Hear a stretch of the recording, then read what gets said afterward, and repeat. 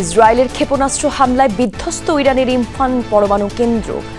আরও ৩ শীর্ষ সামরিক কর্মকর্তাকে হত্যা, পাল্টা জবাবে তেল আবিব ও হাইফায় মিসাইল ছুড়ল তেহরান।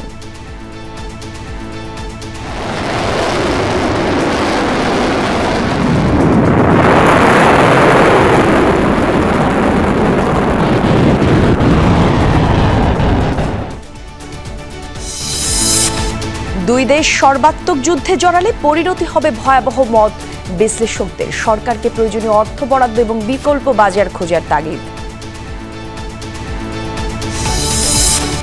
দল নয়, সাময়িকভাবে নিষিদ্ধ আওয়ামী লীগের কার্যক্রম। বিবিসিকে প্রধান উপদেষ্টা, জনগণের অংশগ্রহণই প্রকৃত অন্তর্ভুক্তিমূলক নির্বাচন। Awami League is not banned. Activities of Awami League which would include an election. And temporarily. Whether the election will be included or not, it depends on the election commission to decide. ফেব্রুয়ারির ভোটের মাধ্যমে দেশবাসীর আশা পূরণ হবে, আশা ফখরুলের। দ্রুত সংস্কার শেষ করে নির্বাচনের দিনক্ষণের দাবি বিএনপি নেতাদের।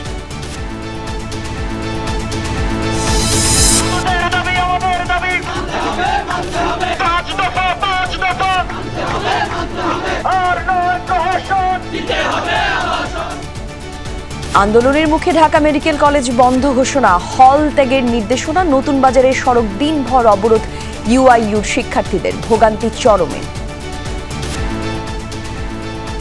এখান থেকে অলরেডি আপনার জ্যাম খিলক্ষেত পর্যন্ত চলে গেছে। এটা ছাড়াই এয়ারপোর্ট যাবে, মানুষ ভোগান্তির শিকার হবে। কোটি কয়েক মানুষের জন্য এতগুলো মানুষের হয়রানি হচ্ছে। সরকারি প্রকল্পের দুর্নীতির সুযোগ চায় বঞ্চিতরা। মন্তব্য জ্বালানি উপদেষ্টার। ইচ্ছে থাকলেও অস্থিরতার সংখ্যায় লাগাম টানা যাচ্ছে না অযোজিত খরচের, বললেন ওয়াহিদুদ্দিন মাহমুদ। অস্থিরতা, তার মধ্যে আমরা যদি এখন আবার পুরী সুবিধা, বৈধ সুবিধাই আবার কমানোর নিয়ম কানুন করি, তাহলে তো অস্থিরতা কমার বদলে বাড়বেই।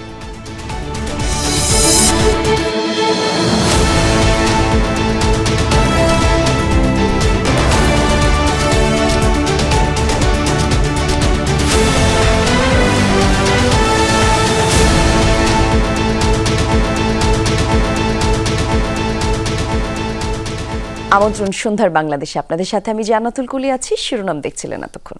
ইরানের ইমফান পরমাণু কেন্দ্রে ব্যাপক হামলা চালিয়েছে ইসরায়েল। অভিযানের ভিডিও প্রকাশের পর আইডিএফের দাবি, একের পর এক মিসাইল হামলায় ধ্বংস করে দেওয়া হয়েছে কেন্দ্রটির সেন্ট্রিফিউজ উৎপাদন ইউনিট। এর পাশাপাশি গেল ২৪ ঘন্টায় ইসরায়েলি হামলায় হত্যা করা হয়েছে ইরানের আরও ৩ শীর্ষ সামরিক কর্মকর্তাকে। অন্যদিকে ইসরায়েলি ভূখণ্ড লক্ষ্য করে আবারও ঝাঁকে ঝাঁকে ক্ষেপণাস্ত্র হামলা চালিয়েছে ইরান। বিপ্লবী গার্ড বাহিনীর প্রকাশিত ভিডিওতে দেখা যায় অজ্ঞাত স্থান থেকে বিভিন্ন পাল্লার অন্তত 10টি মিসাইল ছুড়েছে ইরান। একের পর এক মিসাইল হামলায় ক্ষতিগ্রস্ত ইরানের ইস্পাহান পরমাণু কেন্দ্র। শনিবার পরমাণু কেন্দ্রটি লক্ষ্য করে দফায় দফায় বিমান ও মিসাইল হামলা চালায় ইসরায়েল। স্যাটেলাইট থেকে ধারণ করা ভিডিওতে দেখা যায় হামলায় ব্যাপক ক্ষয়ক্ষতি হয়েছে সেন্ট্রিফিউজ উৎপাদন ইউনিটের। ইরানের পশ্চিমাঞ্চলে, বিশেষ করে ইস্পাহান পরমাণু কেন্দ্রে হামলার পরিধি বাড়িয়েছি। আমাদের লাগাতার হামলায় পরমাণু কেন্দ্রটির ব্যাপক ক্ষয়ক্ষতি হয়েছে। হামলার পর স্পষ্ট হয়েছে যে অস্ত্র তৈরিতে পরমাণু সমৃদ্ধকরণের দ্বিতীয় পর্যায়ে রয়েছে ইরান। ইসরায়েলি হামলায় গেল 24 ঘন্টায় সবচেয়ে বেশি ক্ষয়ক্ষতি হয়েছে কোম শহরে। হামলায় বিস্ফোরণের পর আগুন ধরে যায় একাধিক বহুতল ভবনে। হামলা হয় মিসাইল স্টোরেজ ও লঞ্চিং সাইটও। আকাশ প্রতিরক্ষা ব্যবহার করে বেশ কিছু ইসরায়েলি ক্ষেপণাস্ত্র ধ্বংসের দাবি করে তেহরান। এর পাশাপাশি হত্যা করা হয় ইরানের শীর্ষ 3 সামরিক কর্মকর্তাকে, যার মধ্যে রয়েছেন আলোচিত কুদস ফোর্সের কমান্ডার সাইদ ইজাদি। ইসরায়েলি প্রধানমন্ত্রী বেনিয়ামিন নেতানিয়াহু হুঁশিয়ারি জানিয়ে বলেন, যতদিন প্রয়োজন ততদিন চলবে ইরানে হামলা। যতদিন প্রয়োজন ততদিনই হামলা চলবে, কারণ আমাদের অস্তিত্ব হুমকির মুখে, তাও ডাবল হুমকি। একদিকে আছে মিসাইল, একটি দুটি নয়, 20,000 মিসাইল, আর অন্যদিকে রয়েছে পারমাণবিক বোমা, তাও এই উন্মাদ শাসক গোষ্ঠীর হাতে। এদিকে ইসরায়েলি ভূখণ্ড লক্ষ্য করে অব্যাহত আছে ইরানের ক্ষেপণাস্ত্র হামলাও। শনিবার এই ভিডিও প্রকাশ করে ইরানের বিপ্লবী গার্ড বাহিনী আইআরজিসি, যাতে দেখা যায় ইসরায়েলি ভূখণ্ড লক্ষ্য করে বিভিন্ন পাল্লার ক্ষেপণাস্ত্র ছোড়া হচ্ছে, যার মধ্যে রয়েছে ব্যালিস্টিক এবং ক্রুজ মিসাইল।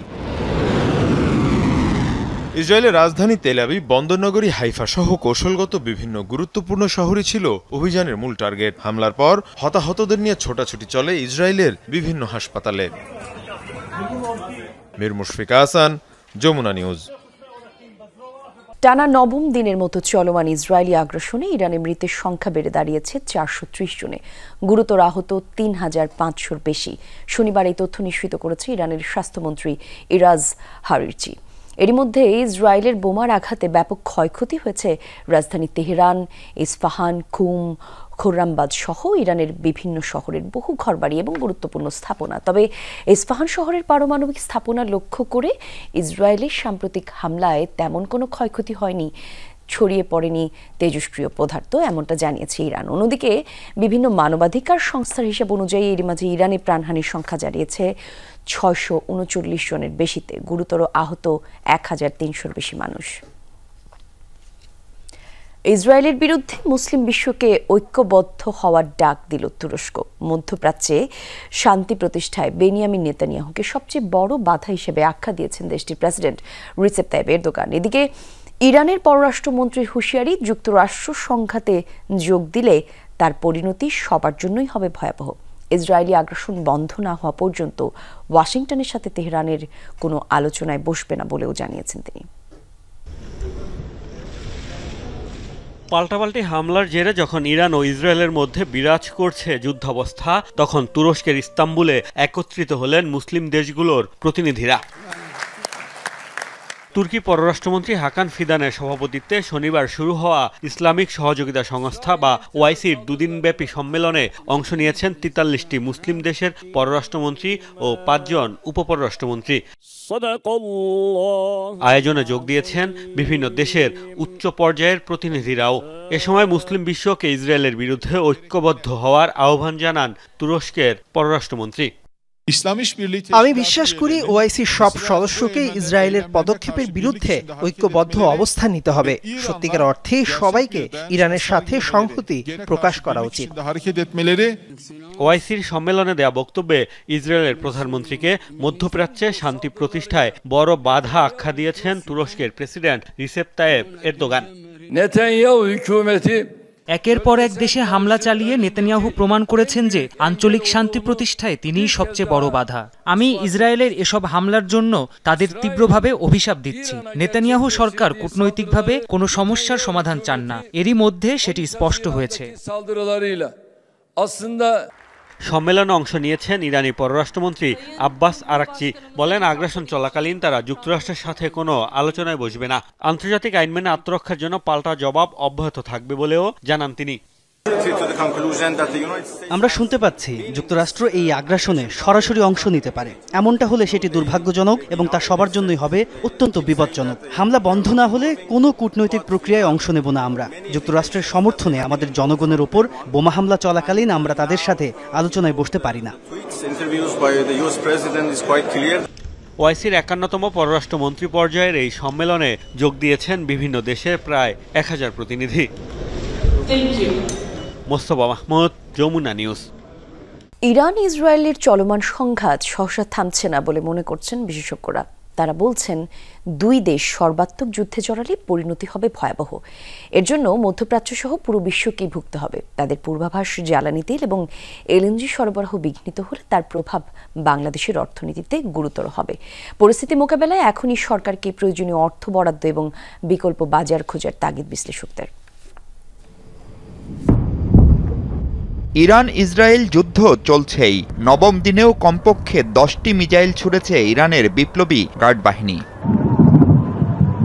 জবাবে তেহরান সহ ইরানের বিভিন্ন স্থানে হামলা অব্যাহত রেখেছে ইসরায়েল। এই যুদ্ধে যুক্তরাষ্ট্র সরাসরি জড়াচ্ছে কিনা সেটি এখন মূল প্রশ্ন।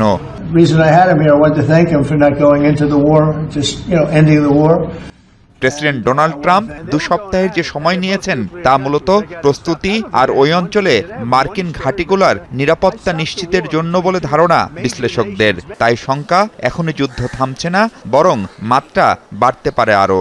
পর্যবেক্ষণ করা, ইসরায়েলকে প্রস্তুত করা এবং আমেরিকার যে সমস্ত বেসগুলো আছে মধ্যপ্রাচ্যের বিভিন্ন জায়গায়, সেখানে অস্ত্র এবং তাদের মিলিটারি ডিপ্লয়মেন্ট যেন একেবারে সর্বাত্মকভাবে করতে পারে, সেটার একটা প্রস্তুতি এই 2 weeks উইন্ডোতে নিয়েছে। যুদ্ধটা সর্বাত্মকের দিকে যাবে। দুটো জিনিস হতে পারে, একটা হচ্ছে ইরাক এবং লিবিয়ার মতো পরিণতি ইরানের হতে পারে, অথবা 1967 সালে যেমন আমেরিকা ভিয়েতনাম থেকে পরাজয় বরণ করে চলে গেছিল, ঠিক এখানে এরকম একটা পরাজয় অথবা তাদের এক ধরনের সেটব্যাক ঘটবে আমেরিকার। যদি কোনোভাবেই ইউএসএ এটা সরাসরি ইনভলভ হয়ে যায়, ইরান কিন্তু বায়োলজিক্যাল অস্ত্র আছে বলে ধারণা করা হচ্ছে, তারা বায়োলজিক্যাল অস্ত্র ব্যবহার করবে। দ্বিতীয়ত হলো হরমুজ প্রণালীকে বন্ধ করে দেবে। তৃতীয়ত হলো যতগুলি মার্কিন ঘাঁটি আছে, প্রায় 12টা মার্কিন ঘাঁটি আছে, এই সবগুলি ঘাঁটি কিন্তু আক্রমণ করবে। তো এখানে অনেক মাত্রা জড়িত আছে। এই জন্য আমি মনে করি এটা খুব সহজে হয়তোবা থামবে না। সর্বাত্মক যুদ্ধ শুরু হলে বাধ্য হয়েই হরমুজ প্রণালী বন্ধ করতে পারে ইরান। এখান দিয়েই বিশ্বের 20% বেশি জ্বালানি তেল পরিবহন করা হয়। কাতারের শত শত বিলিয়ন ডলার ব্যবসারও কেন্দ্র এটি। সেক্ষেত্রে বিশ্বজুড়ে ব্যাহত হবে তেল সরবরাহ। এমনটা হলে বাণিজ্য যুদ্ধের শঙ্কাও উড়িয়ে দিচ্ছেন না বিশ্লেষকরা। এমন পরিস্থিতি সামাল দিতে কতটা প্রস্তুত বাংলাদেশ? আমি এখন পর্যন্ত সরকারের এমন কোনো উদ্যোগ দেখিনি যে এই যুদ্ধের এফেক্টে আমাদের কি করা উচিত, কি কন্টিনজেন্সি প্ল্যান থাকা উচিত। তেলের দাম বাড়লে আমরা কিভাবে এটা হ্যান্ডেল করব, সোনার দাম বাড়বে, ইনফ্লেশন হবে। তা আমি মনে করি এখন থেকেই সরকারের আলোচনা শুরু করা উচিত। You must have a contingency plan. যুদ্ধ যদি 2 সপ্তাহের মধ্যে থেমেও যায়, তারপরেও কিন্তু তেলের দাম কিছুটা বাড়বে, এবং যদি যুদ্ধ আরও যদি প্রলম্বিত হয় তাহলে তো একটা সিরিয়াস ইম্প্যাক্ট হবে। দাম যতই জ্বালানির বাড়ুক না কেন, আপনাকে ব্যবহার করতেই হবে। সেক্ষেত্রে আগে যদি এখন প্রত্যেক লিটারে যদি আপনার 5-7 টাকা বাড়তে, ওই টাকাটা আপনার সেপারেটলি অ্যারেঞ্জমেন্ট করে রাখতে আপাতত তাই। তো ভবিষ্যতে শিক্ষা নিয়ে আমাদের রিফাইনারি বা আমাদের মজুদ এরিয়াটা অনেক বাড়ানো উচিত। যুদ্ধ থামাতে জাতিসংঘকে উদ্যোগ নেওয়ার আহ্বান জানালেও শুক্রবার নিরাপত্তা পরিষদের পরিস্থিতি জানান দেয় খুব বেশি কিছু করার নেই বহুজাতিক এই সংস্থারও। রাশিয়া, চীন, পাকিস্তান, ইরানের পক্ষে থাকলেও যুক্তরাষ্ট্রসহ পশ্চিমা দেশগুলোর একটা বড় অংশ ইসরায়েলের পক্ষে অনড় এখনো। মাহফুজ মিশু, যমুনা নিউজ, ঢাকা।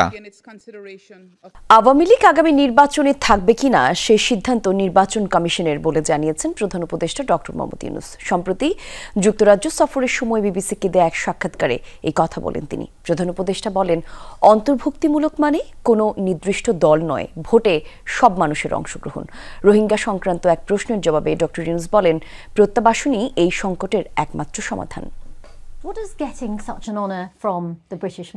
চলতি মাসের 9 থেকে 13 তারিখ পর্যন্ত যুক্তরাজ্য সফর করেন বাংলাদেশের অন্তর্বর্তী সরকারের প্রধান উপদেষ্টা ডক্টর মোহাম্মদ ইউনূস। সফরে তিনি ব্রিটিশ রাজা তৃতীয় চার্লস হারমোনি অ্যাওয়ার্ড নিয়েছেন। এই পুরস্কার নিতে যাওয়ার আগে প্রধান উপদেষ্টার সাক্ষাৎকার নেন বিবিসির সাংবাদিক রাজিনী বৈদ্যনাথন। প্রধান উপদেষ্টার সাক্ষাৎকারে উঠে আসে দেশের রাজনীতি, সংস্কার, নির্বাচন, রোহিঙ্গা সমস্যা সহ সমসাময়িক প্রসঙ্গ। বিবিসির সাংবাদিকের করা এক প্রশ্নের জবাবে ডক্টর ইউনূস বলেন, আগামী জাতীয় নির্বাচনের ব্যালটে আওয়ামী লীগের প্রতীক থাকবে কিনা সেটা কমিশনের সিদ্ধান্ত। দল হিসেবে আওয়ামী লীগের কার্যক্রম সাময়িক নিষিদ্ধ রয়েছে। Inclusiveness doesn't mean a particular party. Inclusiveness means participation of all people. So as long as all people are participating, it's inclusive. As long as they are voters, they are free to vote. To make it clear, Awami League is not banned. Activities of Awami League has which would include an election. And temporarily. Whether the election will be included or not, it depends on the election commission to decide. So there's a possibility then that they could be on the ballot in the next election? Again, it will be the decision made by the election commission. সাবেক প্রধানমন্ত্রী শেখ হাসিনার বিচার প্রক্রিয়া এরই মধ্যে শুরু হয়েছে বলে জানান প্রধান উপদেষ্টা। জানান, আন্তর্জাতিক আইনের সাহায্যে তাকে দেশে ফেরানোর চেষ্টা চলছে। Looking for her to come back to face the trial and so on, use the international system, how to get the accused person back to your country and so on. So these are again the legal procedures. But how are you going to get her back? I mean, you meet Modi a lot. Use the international system. We don't have any power to grab her. সাক্ষাৎকারের একটা বড় অংশ জুড়ে ছিল Myanmar থেকে জোরপূর্বক বাস্তুচ্যুত হওয়া রোহিঙ্গা প্রসঙ্গ। ডক্টর ইউনূস জানান, রোহিঙ্গাদের ক্যাম্পের বাইরে স্থায়ী হওয়ার কোনো সুযোগ নেই, প্রত্যাবাসনই একমাত্র সমাধান। I am doing my best. I just visited along with the Secretary General of the United Nations the Rohingya camps and met over 100,000 of them around us, discussing what needs to be done and made appeal to the world. Facilitate this for them to go back. Repatriation is the only solution to that. People are busy taking care of their food and daily thing, but not talking about how to get them back to their own home. They are not destitute people. এই সংকট সমাধানের দায়িত্ব আন্তর্জাতিক সম্প্রদায়ের উল্লেখ করে অন্তর্বর্তী সরকার প্রধান সাফ জানিয়ে দেন, নতুন করে কোনো জনগোষ্ঠীর ভার বহন করা বাংলাদেশের পক্ষে সম্ভব নয়। তাজনুর ইসলাম, যমুনা নিউজ, ঢাকা। ইসি যতই স্বাধীন হোক না কেন, সরকারের সহযোগিতা ছাড়া সুষ্ঠু নির্বাচন সম্ভব নয় মন্তব্য করলেন প্রধান নির্বাচন কমিশনার এএমএম নাসির উদ্দিন। সকালে নির্বাচনী প্রশিক্ষণ ইনস্টিটিউটে নির্বাচনী আইন এবং বিধি সংক্রান্ত প্রশিক্ষণের উদ্বোধন করেন তিনি। অনুষ্ঠান শেষে সাংবাদিকদের প্রশ্নের জবাবে তিনি এসব কথা বলেন। সিইসি জানান, সরকারের সাথে যোগাযোগ রাখছে কমিশন। নির্বাচন করতে হলে সরকারের মুখ্য ভূমিকা প্রয়োজন। নির্বাচনের কাজ এগিয়ে নেওয়ার জন্য কমিশনেরও কর্মপরিকল্পনা আছে। প্রয়োজনে সেই কর্মপরিকল্পনার পরিবর্তন আনা হবে, এমনটা জানায় সিইসি। একটা ইলেকশন করতে গেলে যতই আপনি স্বাধীন বলেন না কেন ইসিকে, সরকার ছাড়া নির্বাচন করা সম্ভব, কারণ সরকারের সহযোগিতা নিয়েই তো আমাকে নির্বাচনটা করতে হবে। আমাকে আইন শৃঙ্খলা বাহিনীর সাহায্য নিতে হবে, সরকারি অফিসারদের সাহায্য নিতে হবে, প্রশাসনের সহযোগিতা নিতে হবে। সুতরাং সরকার এখানে মুখ্য একটা ভূমিকা রাখবে তো ইলেকশনের মধ্যে, এটা ছাড়া তো সম্ভব না। সুইস ব্যাংকে 1 বছরে অনেক টাকা জমা করেছে ফ্যাসিস্টরা। তারা দেশটাকে ধ্বংস করে দিয়েছে বলে মন্তব্য করেছেন বিএনপি মহাসচিব মির্জা ফখরুল ইসলাম আলমগীর। বলেন, ফেব্রুয়ারি নির্বাচনের মাধ্যমে দেশবাসীর আশা পূরণ হবে। তারা বাংলাদেশের প্রতিটি প্রতিষ্ঠানকে ধ্বংস করে দিয়েছে। তারা নির্বাচন ব্যবস্থা, রাষ্ট্রীয় কাঠামো, বিচার ব্যবস্থা, আমলাতন্ত্র এবং শিক্ষা ব্যবস্থা, স্বাস্থ্য ব্যবস্থা সব কিছুকে তারা ধ্বংস করে দিয়ে গেছে। যে আমাদের সম্পদ লুটে নিয়ে গেছে সেই মাফিয়ারা, ফ্যাসিবাদীরা, হাজার হাজার কোটি টাকা লুটপাট হয়েছে। অন্তর্বর্তী সরকারকে নির্বাচন অনুষ্ঠানের জন্য দায়িত্বে বসানো হয়েছিল। দ্রুত সংস্কার করে ভোট না দিলে জুলাই শহীদদের অবমূল্যায়ন করা হবে, এমনটা মন্তব্য করেছেন বিএনপির স্থায়ী কমিটির সদস্য ডাক্তার এজেড.এম. জাহিদ হোসেন।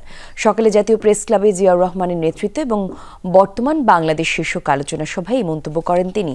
দ্রুততম সময়ের মধ্যে জনগণের অধিকার ফিরিয়ে দিতে হবে বলে তিনি বলেন। বিএনপির নেতাকর্মীরা অংশ নিয়েছে বলেই জুলাই বিপ্লব পরিণত পেয়েছে। আর কর্মীদের উদ্দেশ্যে তিনি বলেন, আগামী দিনে নেতৃত্ব দিতে চাইলে ইতিহাস থেকে শিক্ষা নিতে হবে। লন্ডন বৈঠকে দেশে বিশৃঙ্খলা কমেছে এবং শান্তি ফিরে এসেছে বলেও মনে করছেন বিএনপির এই নেতা।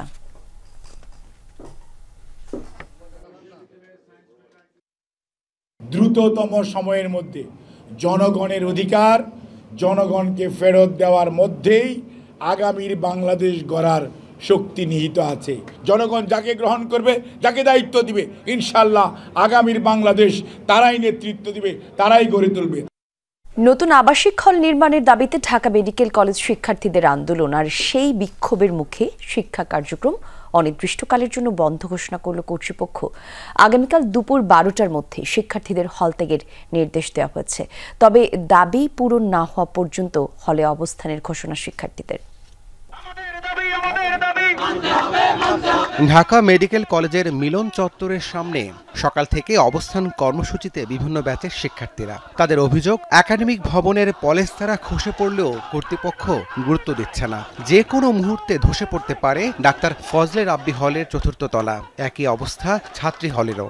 আমাদের যেখানে সেখানে সিলিং ভেঙে পড়ছে, সিলিং খসে পড়ছে, একটা মৃত্যু ফাঁদে আমরা থাকছি বলা যায়। আমরা তখনও জানিয়েছি, এখনো জানাচ্ছি, কিন্তু কোনো অগ্রগতি নেই।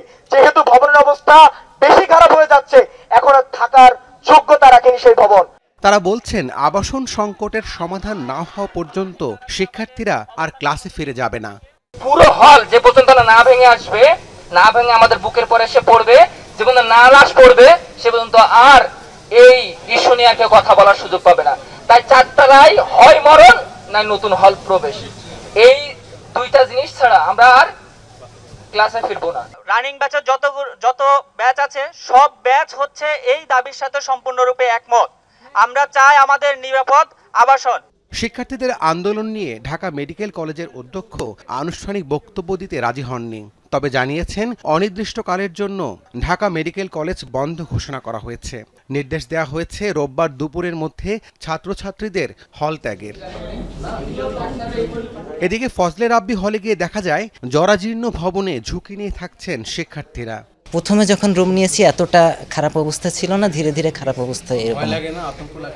অবশ্যই আতঙ্কেরই তো বিষয়। আর আমি তো মাঝে ঘুমাই, আমি ওই রাত্রে আতঙ্কে ছিলাম যে পিলার এখান থেকে চলে আসে কিনা। তো ফাটলটা ধীরে ধীরে এইদিকে চলে আসতেছে, এই কোণার থেকে এই কোণার দিকে চলে আসতেছে। আমরা যেখানে থাকি আসলে এটা দেশসেরা মেডিকেলের হল না। আপনারা যতটুকু ফুটেজ দেখলেন সেই জায়গায় আপনারা বিবেচনা করেন যে আমরা এখানে কেমনভাবে থাকি। এই ভবনটি জরাজীর্ণ এবং ঝুঁকিপূর্ণ হওয়ায় অনেকটা আতঙ্ক নিয়ে এখানে থাকছেন মেডিকেল কলেজের শিক্ষার্থীরা। তাদের দাবি, বারবার তারা কর্তৃপক্ষকে হলটি সংস্কারের জন্য তাগাদা দিয়েছেন, তবে কর্তৃপক্ষের টনক না নড়ায় তারা সবশেষ নতুন আবাসিক ভবন নির্মাণের দাবিতে আন্দোলনে নেমেছেন। যতদিন না পর্যন্ত নতুন ভবন নির্মাণ না করা হবে তারা ক্লাস পরীক্ষা বর্জন কর্মসূচি চালিয়ে যাবেন। রাব্বি সিদ্দিকী, যমুনা নিউজ, ঢাকা। 5 দফা দাবিতে রাজধানীর নতুন বাজার সড়ক অবরোধের সময় ইউনাইটেড ইন্টারন্যাশনাল ইউনিভার্সিটির বহিষ্কৃত শিক্ষার্থীদের সাথে পুলিশের ধস্তাধস্তি হয়েছে। এ সময় আহত হয়েছেন বেশ কয়েকজন। বিবৃতিতে ডিএমপি জানিয়েছে, বল প্রয়োগ ছাড়া পরিস্থিতি নিয়ন্ত্রণের চেষ্টা করেছে পুলিশ। সন্ধ্যা 6টার দিকে কর্মসূচি প্রত্যাহার করে শিক্ষার্থীরা, তবে কাল ব্লকেট এবং অনশন কর্মসূচির ঘোষণা দিয়েছে তারা। শনিবার সকালে 5 দফা দাবিতে ইউনাইটেড বিশ্ববিদ্যালয়ের শিক্ষার্থীরা নতুন বাজার সড়কে অবস্থান নেয়। এ সময় ওই সড়কে যান চলাচল বন্ধ হয়ে যায়। পুলিশ বিক্ষুব্ধ শিক্ষার্থীদের সড়ক ছাড়ার অনুরোধ জানায়। এরপরও শিক্ষার্থীরা সড়ক না ছাড়লে তাদের লাঠিচার্জ করে ছত্রভঙ্গ করে দেয় পুলিশ। এ সময় শিক্ষার্থীদের সাথে পুলিশের ধাওয়া পাল্টা ধাওয়া ও সংঘর্ষের ঘটনা ঘটে। আহত হয় বেশ কয়েকজন। কিছু সময়ের জন্য শিক্ষার্থীরা ছেড়ে চলে যায়। আমাদের কয়েকজন মেয়ের উপরে বেধড়কভাবে লাথি দিয়েছে পুলিশগুলা। কোমরে বাড়ি দিয়েছে পুলিশে, 2-1 ভাইয়ের মাথা ফাটাই ফেলছে। সাইডে পড়ে যায়, আমরা এখানে 5-6টা মেয়ে ছিলাম, আমরা সাইডে পড়ে গেছিলাম, তবুও তারা থামে নাই, যেভাবে পারছে পা দিয়ে লাথি মারছে। শিক্ষার্থীদের আন্দোলনের কারণে প্রগতি সরণি এলাকায় যান চলাচল বন্ধ হয়ে যায়। এ সময় ওই সড়কে চলাচলকারী মানুষকে পোহাতে হয় চরম দুর্ভোগ। এখান থেকে অলরেডি আপনার জ্যাম খিলক্ষেত পর্যন্ত চলে গেছে। এটা ছাড়া এয়ারপোর্ট যাবে, মানুষ ভোগান্তি শিকার হবে। এটা তো একজনের জন্য, মানে কোটি কয়েক মানুষের জন্য এতগুলো মানুষের হয়রানি হচ্ছে। পরিস্থিতি স্বাভাবিক করতে শিক্ষার্থীদের সাথে আলোচনার উদ্যোগ নেয় বিশ্ববিদ্যালয় কর্তৃপক্ষ। প্রক্টোরিয়াল টিমের সাথে কোনো সমঝোতা ছাড়াই শেষ হয় আলোচনা। বেলা 12টার দিকে আবারও শিক্ষার্থীরা সড়কে অবস্থান নেয়। তারা 5 দফা দাবি তুলে ধরেন। দাবি আদায় না হওয়া পর্যন্ত আন্দোলন চালিয়ে যাওয়ার হুঁশিয়ারি দেয় শিক্ষার্থীরা। যতক্ষণ পর্যন্ত মানুষ এসে কথা বলে আমাদের সমস্যার সমাধান না করবে এই আন্দোলন চলমান থাকবে। নতুন বাজার ব্লকের আয়োজন করছি এবং সারা বাংলাদেশের প্রাইভেট ইউনিভার্সিটি সবাই রাস্তায় নেমে আসবে, সারা বাংলাদেশ যারা আছে, এবং এটা কর্মসূচি ঘোষণা করা হচ্ছে। ভিসির পদত্যাগ সহ বিভিন্ন দাবিতে শিক্ষার্থীদের আন্দোলনের মুখে 28 এপ্রিল বন্ধ হয়ে যায় ইউআইইউর ক্লাস পরীক্ষা। শনিবার প্রায় 2 মাস পর খুলে বিশ্ববিদ্যালয়। ক্লাস স্বাভাবিক, ক্লাস হচ্ছে, সবার ক্লাসই হচ্ছে। ক্লাস মানে শুরু হয়ে গেছে রেগুলারলি, অ্যাজ এক্সাম নিবে, সব নিবে, ক্লাস সব চালু করে দিয়েছে। মোটামুটি অ্যারাউন্ড 60 to 70% স্টুডেন্ট প্রেজেন্ট ছিল ক্লাসে। বহিষ্কৃত শিক্ষার্থীদের দাবির সাথে ঐক্য প্রকাশ করে আশেপাশের বিশ্ববিদ্যালয়ের শিক্ষার্থীরাও। এছাড়া জুলাই ঐক্য এক বিবৃতিতে শিক্ষার্থীদের দাবির সাথে সংহতি জানায়। হাসিবুল করিম বিজয়, যমুনা নিউজ, ঢাকা। সবাই দুর্নীতি করতে চায়। আগে যারা সুযোগ পায়নি তারা এখন সুযোগ চায়। তবে সবকিছুর ঊর্ধ্বে থেকে মানুষের কল্যাণ হয় এমন কিছু সংস্কার করে যাবে অন্তর্বর্তীকালীন সরকার। বাজেট নিয়ে আলোচনায় জ্বালানি উপদেষ্টা ফজল কবির খান বলেন, বিগত বাজেটে নেতা এবং পিতার বন্দনা থাকত, এবার তা নেই। পৃথক আলোচনায় পরিকল্পনা উপদেষ্টা বলেন, অপরিদর্শিত অর্থ জরিমানার বিধান রেখে সাদা করার সুযোগ দেয়া যেতে পারে। দেশের বিপুল সংখ্যক মানুষের এখনো দুশ্চিন্তার কারণ মূল্যস্ফীতি নিয়ন্ত্রণে সর্বোচ্চ গুরুত্ব দিচ্ছে সরকার। রাজধানীর সিডাপ মিলনায়তনে বাজেট বিতর্ক প্রসঙ্গ অনুষঙ্গ নিয়ে আলোচনায় গুরুত্ব পায় পণ্য এবং সেবা মূল্যের নানা দিক। বাংলাদেশ অর্থনীতি সমিতির আয়োজনে অনুষ্ঠানে বক্তারা বলেন, শুধু সংকোচনমূলক মুদ্রানীতিতে নিয়ন্ত্রণে আসবে না মূল্যস্ফীতি। এখন যে আমরা একটা মন্দা পরিস্থিতি আছি, অর্থনীতির রিসেশন, সেটা আরও বাড়বে। স্ট্যাগফ্লেশন তো আমরা দেখতেছি, একদিক দিয়ে অর্থনৈতিক প্রবৃদ্ধি কম, আরেক দিক দিয়ে আপনার উচ্চ মূল্যস্ফীতি বেশি। যে ইকোনমিতে ইনফ্লেশনটা মানিটারি ফেনোমেনা নয়, সেখানে মানিটারি পলিসির কন্ট্রাকশনারি করে কিভাবে ইনফ্লেশনটা কন্ট্রোল করা যায়। পরিবর্তিত সময়ে বাজেট এলেও তা হয়েছে গতানুগতিক। বলা হয়, বেকারত্ব দূর করার ক্ষেত্রে নেই কার্যকর পদক্ষেপ। তরুণ জনগোষ্ঠীর 22% এই সুবিধাজনক অবস্থানের দিক থেকে তারা not in employment, not in education, not in training. তখন কিন্তু একটা প্রশ্ন আসে, আমরা আসলে আমাদের এই যে জনমিতিক সুবিধা, সেই জনমিতিক সুবিধা আসলে কতটুকু নিতে পারছি। এক সময় এক ধরনের একটা পদ্ধতি আমরা শুরু করি, পরে দেখা গেল সেটা ওয়ার্ক করে না, নতুন পদ্ধতিতে যাই। কিন্তু কেন আগে একটা ওয়ার্ক করলো না, কেন নতুনটাতে যাব, কেন নতুনটা ওয়ার্ক করবে, কোনো রিভিউয়ের মধ্যে দিয়ে যায় না। জ্বালানি উপদেষ্টা জানান, 10 মাসে বিদ্যুতের দাম বাড়েনি, প্রকল্প ধরে ধরে কমানো হয়েছে অপচয়। জানান, একটি পক্ষ চলে যাওয়ার পর অন্য পক্ষ সুযোগ চায়। আমার সঙ্গে তো এখন রাজনীতিবিদরা দেখা করেন, কিন্তু কেউই কিন্তু চান না যে দুর্নীতির অবসান হোক। সবাই চান যে দুর্নীতি চলুক, তবে দুর্নীতিটা এবার আমাকে করার সুযোগ দিতে হবে। সবাই বলে, দেখেন ফ্যাসিস্ট আমলে তো জানেনই তো ব্যবসা করতে পারি না, এখন একটু খেয়াল রাখবেন। এদিকে রাজধানীর গুলশানের একটি হোটেলে গবেষণা সংস্থা র্যাপিডের উদ্যোগে বাজেট এবং এলডিসি উত্তরণ নিয়ে আলোচনায় গুরুত্ব পায় ব্যবসা ও বাণিজ্য ক্ষেত্রে নানা দিক। আমরা তুলনা করে বাংলাদেশকে বলি যে পলিসি ঠিক না ইত্যাদি। পরিকল্পনা উপদেষ্টা জানান, দরপত্র যোগসাজশেই আগের সরকারের সময়ে প্রকল্পে 10% দুর্নীতি হতো। প্রকল্প বাস্তবায়নে জড়িতদের সুবিধা কাটছাড় দরকার, কিন্তু নতুন করে অস্থিরতা এড়াতে সেদিকে দৃষ্টি দিচ্ছে না সরকার। প্রশাসনের এমনিতেই যেই অস্থিরতা, তার মধ্যে আমরা যদি এখন আবার এইসব উপরি সুবিধা, বৈধ সুবিধাই আবার কমানোর নিয়মকানুন করি, তাহলে তো অস্থিরতা কমার বদলে বাড়বেই। সামাজিক নিরাপত্তা খাতে উপকারভোগীর মধ্যে 30 থেকে 40%ই ভুতুরে। রাজনৈতিক বিবেচনায় এসব নাম তালিকায় এসেছে বলে মনে করেন পরিকল্পনা উপদেষ্টা। সচিবালয়ে তো এমনিতেই যা হচ্ছে। Rimur Rahman, Jamuna news, Dhaka. NBR BIDA কার্যালয় এবং আশেপাশের এলাকায় আগামীকাল থেকে সভা সমাবেশ নিষিদ্ধ করেছে ঢাকা মেট্রোপলিটন পুলিশ ডিএমপি। এক গণবিজ্ঞপ্তিতে নির্দেশনা দেওয়া হয়েছে। গণবিজ্ঞপ্তিতে বলা হয়, জনশৃঙ্খলা রক্ষার স্বার্থে ঢাকা মেট্রোপলিটন পুলিশ আগামীকাল 22 জুন সকাল 6টা হতে পরবর্তী নির্দেশ না দেওয়া পর্যন্ত এনবিআর ও বিডা কার্যালয়, একই সাথে আশেপাশের এলাকায় সভা সমাবেশ, মিছিল, শোভাযাত্রা এবং বিক্ষোভ প্রদর্শন নিষিদ্ধ করেছে। দেশে 24 ঘন্টায় ডেঙ্গু আক্রান্ত হয়ে একজনের মৃত্যু হয়েছে। নতুনভাবে হাসপাতালে ভর্তি হয়েছেন 352 জন রোগী। চলতি বছর এখন পর্যন্ত এটি একদিনের সর্বোচ্চ রোগী ভর্তির রেকর্ড। স্বাস্থ্য অধিদপ্তরের এক বিবৃতিতে জানানো হয়েছে, এসব তথ্য ডেঙ্গু আক্রান্তদের মধ্যে সবচেয়ে বেশি 167 জন বরিশালের হাসপাতালে ভর্তি হয়েছে। চলতি বছর এখন পর্যন্ত ডেঙ্গুতে মারা গেছেন 31 জন, যাদের মধ্যে 16 জন পুরুষ এবং 15 জন নারী। এখন পর্যন্ত মোট আক্রান্ত হয়েছেন 7429 জন, যার মধ্যে 4410 জন পুরুষ এবং 3027 জন নারী। প্রস্তাবিত সংসদের উচ্চকক্ষে পিআর পদ্ধতি করা না হলে ফ্যাসিবাদ প্রথা আবারও চালু হবে বলে মন্তব্য করেছেন জাতীয় ঐকমত্য কমিশনের সদস্য ডক্টর বদিউল আলম মজুমদার। কিন্তু কোন দল তা চায় না বলে মন্তব্য করেছেন তিনি। নাগরিক কোয়ালিশন আয়োজিত আলোচনার অনুষ্ঠানে সব কথা বলেন তিনি। তবে নিম্নকক্ষে সরকার স্থিতিশীলতার জন্য এখনই পিআর না করা ভালো বলে মন্তব্য করেন তিনি। অনুষ্ঠানে বিভিন্ন রাজনৈতিক দলের প্রতিনিধিরা অংশ নেন। তারা বলেন, এত বড় অভ্যুত্থানের পর রাষ্ট্র সংস্কার না হওয়া কষ্টের। কারো কারো অভিযোগ, সরকার এবং কমিশন কেবল রাজনৈতিক দলের সাথে কথা বলছে, কিন্তু জনগণের মতামত নেওয়া হচ্ছে না। অথচ বিগত সময়ে রাজনৈতিক আন্দোলন ব্যর্থ হয়েছে, জনতার আন্দোলনের ফ্যাসিবাদ বিলুপ্ত হয়েছিল। যদি আসন সংখ্যার ভিত্তিতে হয় তাহলে এটা পুরোপুরি পণ্ডশ্রম। এটা ওই যে উচ্চকক্ষটা হবে নিম্নকক্ষেরই রেপ্লিকা, পুরোপুরি রেপ্লিকা, এবং দলের আধিপত্য আরও নিরঙ্কুশ হবে। ওই যে আমাদের স্বৈরাচার সৃষ্টি হয়েছে, এইভাবে যদি হয় স্বৈরাচার আরও পাকাপোক্ত হবে যদি আমরা যে আসন ভিত্তিক করি। নওগাঁর ধামির ঘাটে থানায় রক্ষিত ট্রাঙ্ক ভেঙে এইচএসসি পরীক্ষার প্রশ্নপত্র ছড়িয়ে পড়ার ঘটনায় আলাদা 3টি তদন্ত কমিটি গঠন করা হয়েছে, কিন্তু এখনও প্রতিবেদন জমা দেয়নি কেউ। বিকেলে ঘটনাস্থল পরিদর্শন করেছেন রাজশাহী শিক্ষা বোর্ডের চেয়ারম্যান সহ একটি প্রতিনিধি দল।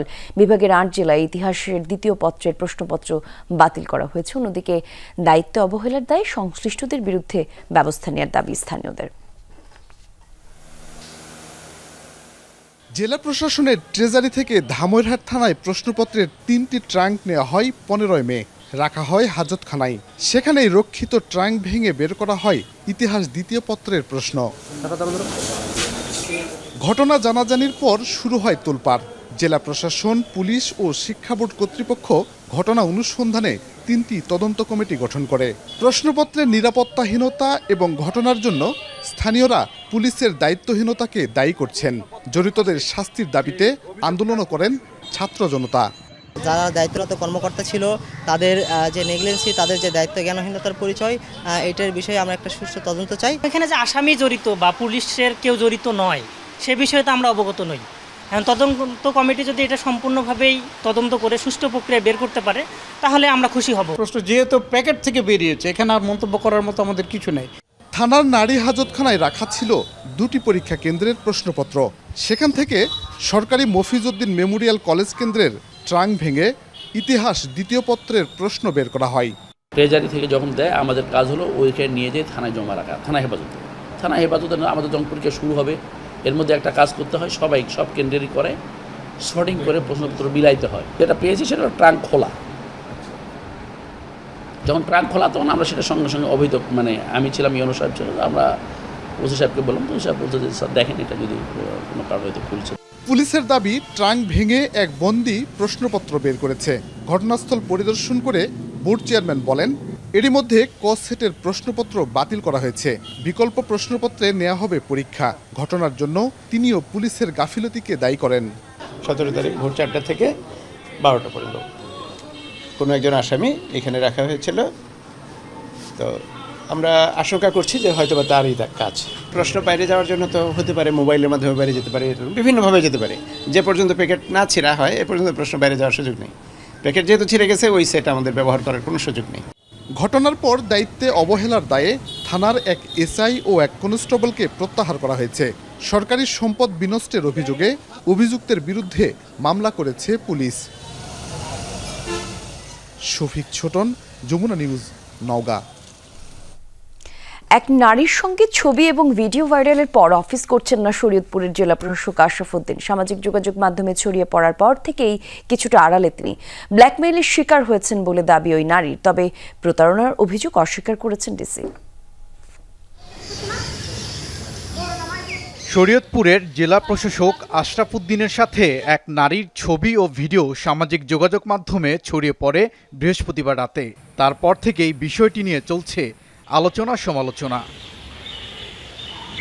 ঘটনার বিষয়ে জানতে যোগাযোগ করেও পাওয়া যায়নি জেলা প্রশাসককে। অফিসও করছেন না তিনি। অতিরিক্ত জেলা প্রশাসক দাবি করেন ব্যক্তিগত ছুটিতে আছেন আশরাফ উদ্দিন। ছুটিতে গেলে কমিশনার স্যারের কাছ থেকে ছুটি নেন। আমরা জেনেছি যে কমিশনার স্যারের কাছে স্যার ছুটির দরখাস্ত দিয়েছেন। টেলিফোনে কথা হয় ডিসির সাথে থাকা ওই নারীর। তিনি জানান সম্পর্কে দুজন আত্মীয় ব্ল্যাকমেইলের শিকার হয়েছেন বলে দাবি তার। আমাকে বিয়ের কথা বলে আমার স্বামীকে ডিভোর্স করে আমার সংসার সমাজ সব ধ্বংস করে আমাকে পথে বসায় দিয়ে এখন সে আমাকে বিয়ে করবে না, উল্টা নানা রকম মেরে ফেলার হুমকি দিচ্ছে। এর মধ্যে ফেসবুকে লাইভেও আসেন আশরাফ উদ্দিন। ওই নারীর সাথে প্রতারণা করার অভিযোগ অস্বীকার করেন তিনি। তবে একটা কথা মনে রেখো, উপরওয়ালা সাক্ষী, আমি তোমার সাথে কখনোই প্রতারণা করিনি, কখনোই না। আমি তোমার কখনোই কোনো ক্ষতি করব না, কখনোই না। আমি বরং আমার নিজেকে তিলে তিলে শেষ করব। 27তম বিসিএস ক্যাডার আশরাফ উদ্দিন 2024 সালের 3 নভেম্বর শরীয়তপুরের জেলা প্রশাসক হিসেবে যোগ দেন। ব্যক্তিগত জীবনে তিনি বিবাহিত। ওবায়দুর রহমান, যমুনা নিউজ। ইসরায়েলে নতুন করে অস্ত্রের চালান পাঠিয়েছে যুক্তরাষ্ট্র এবং জার্মানি। ইরানে হামলা শুরুর পর এখন পর্যন্ত 14টি কার্গো বিমানে করে অস্ত্র পাঠানো হয় ইসরায়েলে। বৃহস্পতিবার সমরাস্ত্রের এসব চালান পৌঁছায় ইসরায়েলে। ইসরায়েলি প্রতিরক্ষা মন্ত্রণালয় বরাত দিয়ে তথ্য জানিয়েছে বার্তা সংস্থা আনাদুল। 2023 সালের 7 অক্টোবর ইসরায়েল যুদ্ধ শুরু করার পর এখন পর্যন্ত 800 কার্গো সমরাস্ত্র চালান পাঠিয়েছে ইসরায়েলে।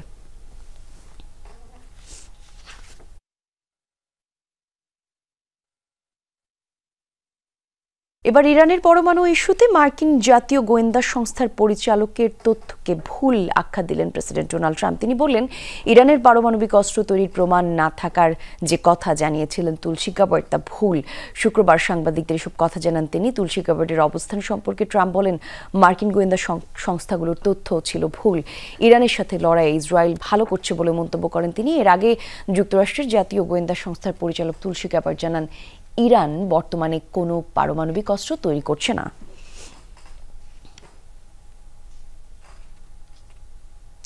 মুখ ফসকে ইসরায়েলকে সন্ত্রাসবাদী বলে বসলেন জাতিসংঘ নিযুক্ত যুক্তরাষ্ট্রের প্রতিনিধি। শুক্রবার ইরান ইসরায়েল সংঘাত ইস্যুতে বৈঠক অনুষ্ঠিত হয় জাতিসংঘে। এক পর্যায়ে মার্কিন প্রতিনিধি ডরোথি শিয়া বক্তব্য রাখেন। এ সময় মুখ ফসকে বলে ফেলেন, মধ্যপ্রাচ্যে বিশৃঙ্খলা, সন্ত্রাস আর ভোগান্তি ছড়াচ্ছে ইসরায়েল। তবে তিনি মূলত ইরানের প্রতি এই অভিযোগ দিতে চেয়েছিলেন। পরে নিজেকে দ্রুত শুধরে নেন তিনি। জানান, পারমাণবিক প্রকল্পের ইস্যুতে দ্রুত চুক্তি করে নেওয়া উচিত ছিল তেহরানের।